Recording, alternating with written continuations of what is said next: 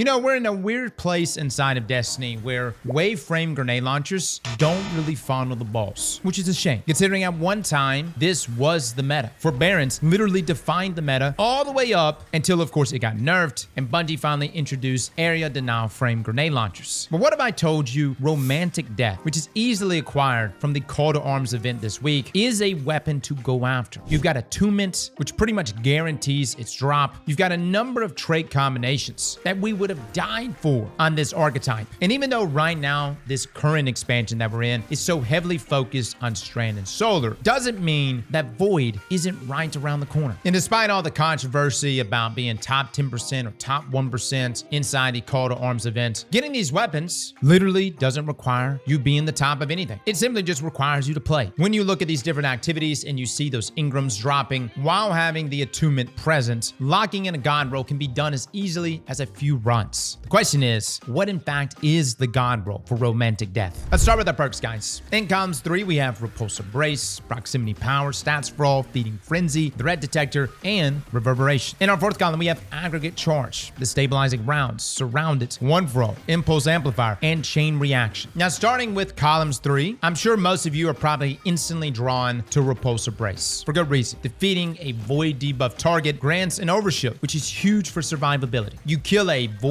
debuffed enemy, you get a Void overshield, which lasts for 10 seconds, at least with the enhanced version of this perk. And keep in mind, you can also increase the duration of this even further with fragments like Echo of Persistence. It's a good perk, and I know there's a ton of ways to build in survivability, but this is especially helpful when playing in activities with certain modifiers such as Brawn. And the gameplay loop couldn't be simpler, because when you look at columns 4, you've got Destabilizing Rounds. Now, in previous wave frames, having a way to overflow your mag has always been a popular pick. Unfortunately, we don't have anything like that here, but we do have a few options for speeding up your reload speed. There's Threat Detector, which increases that reload speed, as well as stability and handling when enemies are in close proximity. And these are some pretty nice stat bumps across the board, especially for the enhanced version. And that's just the stats for just one enemy within 15 meters. With 2, this substantially increases these stats. Another great option, though, that's just very easy to proc on a wave frame is Stats for All. Hitting 3 separate targets increases handling, stability, reload, and range for a moderate duration. Some pretty nice stat bumps. And again, this is a wave frame, so hitting multiple enemies is not a difficult task to do here. You get all of these benefits, which last for 11 seconds with the enhanced version. Now, you've got your other basic traits, things like Feeding Frenzy, where rapid kills with this weapon progressively increases reload speed for a short time. You can see the benefits on the screen here. Again, pretty good, but this one does require kills. I think the main point is that all 3 of these can pretty easily max out your reload speed. So take your pick, guys. There is one more perk, though, that you may be interested in, and that's Proximity Power. This perk reads that when targets are nearby, final blows grant bonus melee stats. Essentially for this, each weapon kill you get while within 15 meters of an enemy is going to grant you plus 18 melee for 10 seconds. And this will max out at 3 stacks. So you're talking about a way to give you plus 54 to your melee stats, which is an easy way to top off to 200. And if you're running a melee focused build, you can see the benefits of having this. Now, I know someone's going to bring it up. Cross, what about Reverberation? This perk reads that final blows of this weapon increases the size of its detonation for a short duration. Now, normally I haven't been a huge fan of this perk simply because it literally did nothing. Previously on all of the weapons, especially GLs, this was pretty much a dead trait. But Bungie's made some changes, and on wave frames in particular, you kind of do notice the benefits. When activated, this enhanced version will grant 100 blast radius for about 6 seconds, which as you can see here does increase the size of our wave. Now, I wouldn't say it's drastic, and I don't even know if I would choose it over something like Repulsor Brace, but at least it actually increases our size. No one here likes false advertisements, which is essentially what Reverberation was for quite some time. Now, moving on to our 4th column perks. I wish I wasn't so basic, boys, but Destabilizing Rounds is just too good, especially since Bungie buffed it. The perk reads that defeating a target creates a Void burst. Hitting other targets with this burst makes them volatile and grants you volatile rounds for a short duration. Now, this perk has received some changes over the last several seasons. When it was first introduced, maybe frank, it was kind of ass. At least in comparison to things like Incandescent or Bolt Shot. Destabilizing Rounds being that Void variant just didn't really hit, but it got a big buff in Heresy. And then when Edge of Fate launched, it was supposed to receive a pullback to not grant volatile rounds on every enemy kill like it was doing previously, except in our testing, it still seems to be doing so. As you can see here, getting a kill procs the volatile explosion. It doesn't hit another target, and we still get granted volatile rounds for about 5.25 seconds when using the enhanced version. So essentially, this perk is just as good as before. It pairs beautifully with Repulsor Brace, and it's a great pick in a future Void-based season. Now, another good ad clearing perk for this is going to be Chain Reaction, where each final blow with this weapon creates an elemental damage explosion. Now, if you remember, this perk did get nerfed quite a while ago to be less effective on special weapons. However, Chain Reaction, as well as similar perks such as Dragonfly and Firefly, were updated to no longer use weapon archetype scaling and instead use a unified damage scaling that is more normalized. In essence, it's better. Now, on top of that, Enhanced Chain Reaction was also updated to deal 10% more damage from its explosion. Now, in our testing, we found that Chain Reaction on this GL would deal about 182 damage against this champion here. And this damage can be increased from the likes of our origin traits, that being Tenacity. Now, in terms of the blast radius, this was pretty easily killing red bars within about 3 meters. And then outside of 5 meters seems to be the cutoff points. Now, outside of our Kabloomy perks, you do have things like One for All. It's an easy one to proc. Hitting 3 separate targets increases our damage for a moderate duration. This is a 35% increase in damage, which lasts for 11 seconds. It's a very easy damage buff to get going. Now, what about Aggregate Charge? It's an interesting pick in terms of damage buffs. This perk reads that this weapon deals more damage for each elemental debuff applied to a target. Unfortunately, it's in the 4th column, but there are ways in which you can still get this one to synergize, especially given all the various builds that can allow us to apply elemental debuffs. And there's a lot of debuffs to work with. Now, when testing with the enhanced version, one debuff applied to an enemy is a 11% increase in damage. 2 unique debuffs is a 22% increase, and 3 unique debuffs is a 33% increase. Now, the damage increase lasts for as long as the debuffs do. So for instance, once one falls off, you'll go down a tier, but overall, you don't completely lose the trait as long as you can maintain those debuffs. I think it's a pretty unrestricting perk. Another benefit is that you can carry over the buff to other weapons with Aggregate Charge, which is really nice. If you got multiple weapons with aggregates, boom, you can swap back and forth and continue that damage buff. Now, this takes us to our origin traits. We really only have one here for Romantic Death, and that's Tenacity. It reads that when targets are nearby, final blows grant weapon damage, reload speed, and handling until the wielder's death. Now, for this one, you need to get kills while within 15 meters of another enemy. So it's not just that the enemy you kill needs to be within 15 meters of you, but you need to get a kill while within 15 meters of another enemy. But the nice thing here, though, with this being a wave frame, is that it's easy to get those multi-kills, which will give you multiple stacks of Tenacity. Now, each kill within 15 meters grants a stack of Tenacity, which is roughly 0.5% increase in damage, on top of the other benefits to our handling and reload speed. And this can stack up to 20 stacks. Now, one of the beautiful things about Tenacity is that these stacks persist until death. You get those kills early on in a single activity, boom, you're walking around with those max stacks at all times. It's a very good origin trait, especially on this weapon. I love the increase in damage here, but you also can't discount the increase to our reload speed. And you can see the side by side here, how much faster at 20 stacks you get on reload with this GL. Now, this takes us, guys, to what I think is the god roll for Romantic Death. Call me basic boys, Repulsor Brace, Destabilizing Rounds. I want that full void synergy. It's a great combination to have. Now, if you don't really care about an overshield, maybe you have other means of staying alive, perhaps you're just a badass, I would recommend Stats for All or even Threat Detector for those stat increases. But keep in mind, guys, we live in a tier 5 world. We don't have to choose one perk and call it a day. So for me, I'm looking for that god roll. I want that Repulsor Brace, that Stats for All, and that proximity power combo in columns 3. And then in columns 4, I want Destabilizing Rounds, Chain Reaction, and One for All. I feel like I'm able to cover all of my bases with these perks. I've got a good mix of void synergy, I've got good ad clearing potential, I'm able to increase some stats here and there, and I get damage increases. But there's a good chance, 99%